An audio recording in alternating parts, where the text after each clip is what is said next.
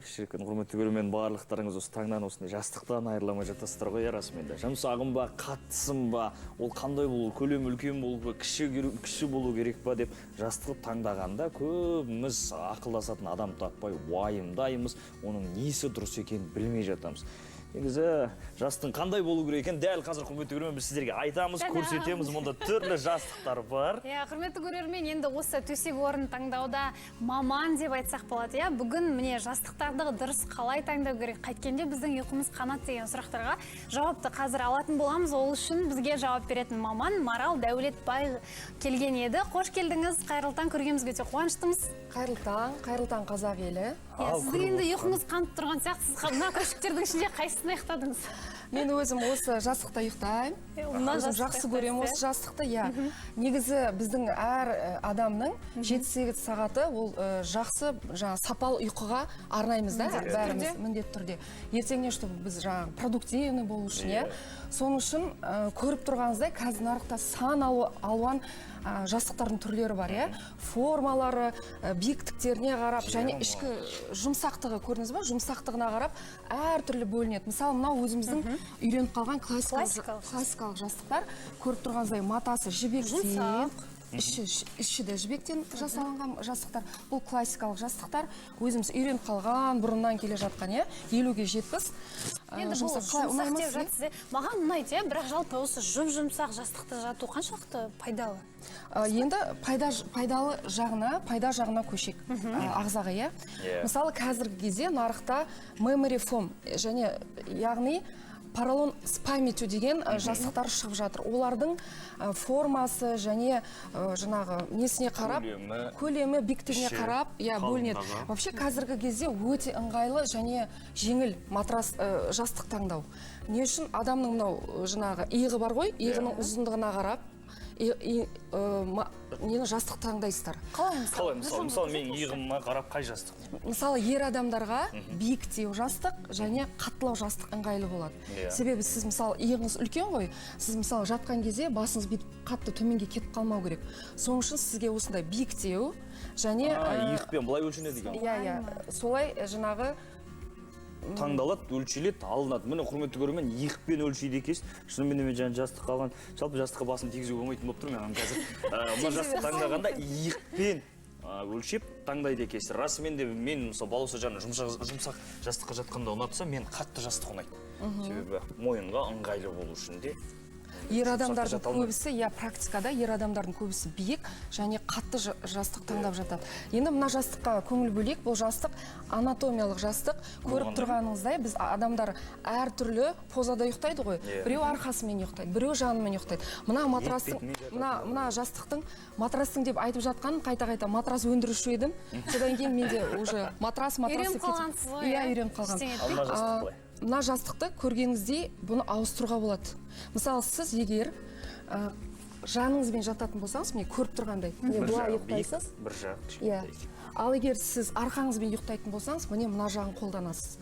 Сонда сіздің мойныңызға, басыңызға ыңғайлы келеді. Ұйықтаған позада. Қызық екен, енді жаңа айтып жатсыз ғой, иығына байланысты ер адамдарда, әйел адамдар, сонда әйел адамдарға қандай жастық керек? Әйел адамдар мынандай шығар. Біздің енді иығымыз кішкене нәзіктеу келеді ғой. Біздің иығымыз нәзіктеу келгендіктен, осындай егер мынандай формада жастықтар таңдайтын болсаңыз, олар пәс болу керек, төмендеу болу керек. Биіктігі төмендеу жастықтар таңдаймыз. Мына көріп тұрғаныңыздай, балалардікі ма? Балалардікі, кішкентай балалардың жастығы. Көріп тұрғаныңыздай, тоже формасы екі түрлі. Егер арқасын ұйықтаса мына формамен, жанын ұйықтаса мына формамен ұйықтайды, өте ыңғайлы.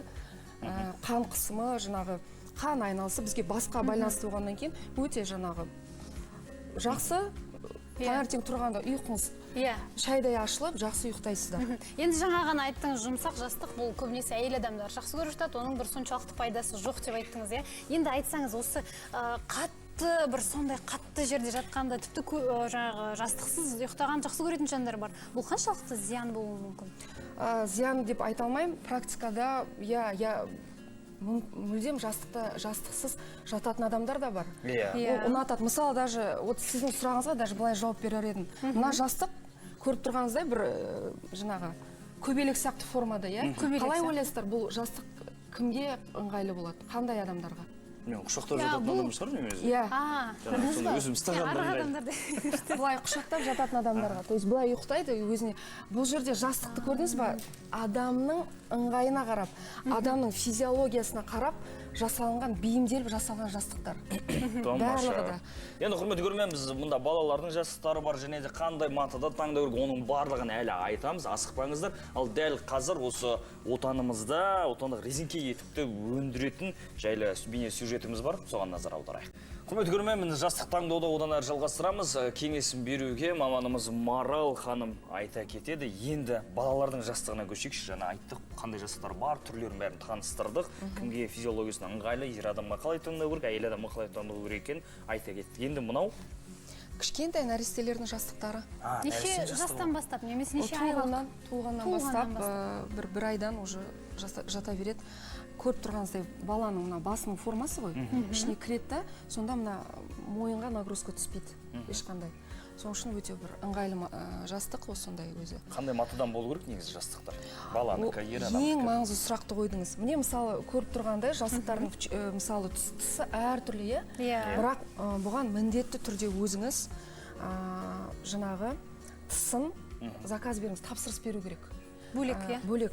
Ол міндетті түрде мақта, жібек, немесе қазір зығыртта қолданып жатады. Сол матадан болу керек. Себебі сіз ол сіздің тенеңізге тиеді ғой. Ол как ішкі жаңа не сияқты ғой. Шын мәнісінде негізі мына беттегі көптеген проблемалардың өзі осы жастықтан пайда болады. Себебі жастық өте микроб, немесе мата түрлі аллергия туындатуы мүмкін. Сондықтан оны таңдауда ұқыпты болған дұрыс.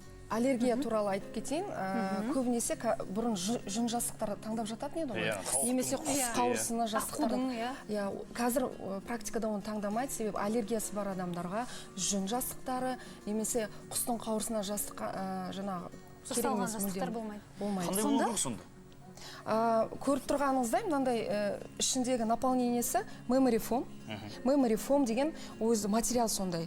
Сіздің мынау неңізді повторять етеді, формаңызды былай жатасыз ғой. Ол өзінің формасын повторять етеді, мойынға нагрузка түспейді. Осындай memory foamмен, материалмен, наполнительмен жастықтар таңдаған жөн, және латекспен қазір жастықтар шығып жатыр. Сол латекспен жаңағы жастықтар таңдаған жөн. Яғни ыңғайлы болу керек, басыңыздың формасын алу керек, жаңағы маталар қандай деп айттық? Зығырдан, мақтадан, жібектен сапалы маталар болу. Балаларда да дәл солай ма? Әрине, көргенде уже сразу бұлар мақтадан тігіп қойған да. Себебі мынау кішкентай ғой формасы, соның үшін сразу үстіне тағы да жасаған жөн. Негізі любой қай жастықты алмаңыз, бәріне тысын бөлек тапсырыс берген жөн. Енді айтыңызшы, біз көбіне айтып жатамыз, негізі мына мойындағы жаңағы Венера сақиналары көбіне осы жастыққа қисық жатқаннан пайда болады деп жатады. Енді әйелдер қауымы көбіне мұны біледі ғой. Осынан құтылу үшін, әжім түсірмеу үшін қандай жастыққа жату керек? Әйелдерге мына жастық өте ыңғайлы келеді деп ойлаймын, себебі жанынан жатқан кезде сіз формасын ауыстырасыз да, биіктігін, міне биіктігі уже төмен бола қалды. Сіздің беліңіз, мойныңыз получается прям тіке жатады. Сізге нагрузка түспейді да. Жазылып, ешқандай режим болмайды. Жанына жатқыңыз келген кезде жастығыңызды аудара саласыз да, былай жата саласыз. Биіктікті сіздің неңізге, мойныңызға келе қалды. Икемделеді. Одан кейін мына жастықтардың биіктігі әрқалай болып келеді. Мысалы, мен өзім қазір көбінесе ер адамдарға қолайлы биіктікті алып келдім. Негізі бұл биіктігінің өзі кішкене төмен болады. Сол төмен жастықтар әйел адамдарға өте ыңғайлы келеді. Бұдан тағы да төмен болатын болса, ол уже балаларға келеді. Енді жаңағы былай тұжырым қылып айтатын болсақ, мынандай жастықтардың өзі биіктігіне қарай, адамның физиологиясының жаңағы дене бітіміне қарай биіктігі өзгере отырады. Мысалы, ер адамдар болса биіктеу жастық және қатты жастық болу керек. Әйел адамдар болса кішкене төмендеу және жұмсақтау жастық.